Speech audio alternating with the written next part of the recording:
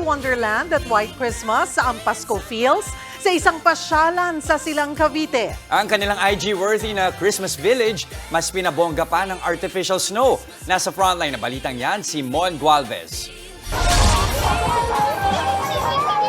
Picture-perfect getaway ba ang hanap ngayong Pasko? Bakit hindi subukang puntahan itong Christmas Candy Village sa Silang Cavite? Bukod sa naglalaki ang mga parol in candy form, perfect pang IG ang kanilang tunnel of lights. Meron pang isang version yan na puro Christmas lights naman.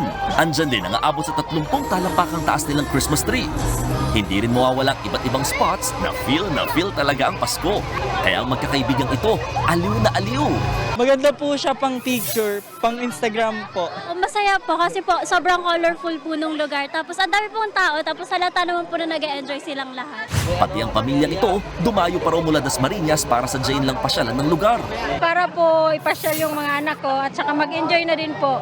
Maganda raw po kasi yung ginawang pasyalan. Kaya po pumunta kami.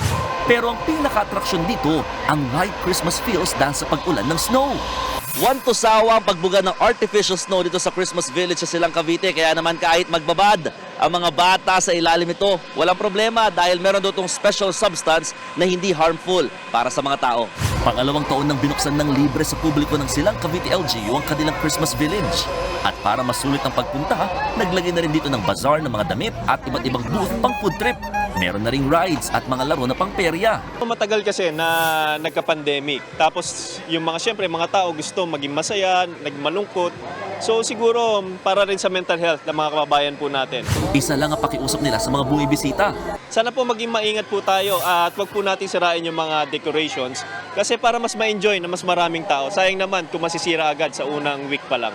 Bukas ang Christmas Candy Village araw-araw mula alas 5 ng hapon hanggang alas 11 ng gabi. At may pa-fireworks display pa tuwing Sabado at Linggo. Nagbabalita mula sa frontline, Mon Gualvez, News 5. Mga kapatid, Cheryl Cosim po. Iba na ang may alam at may pakialam sa panahon ngayon. Para sa tuloy-tuloy na balitaan sa Frontline, mag-follow at mag-subscribe sa social media pages ng News 5.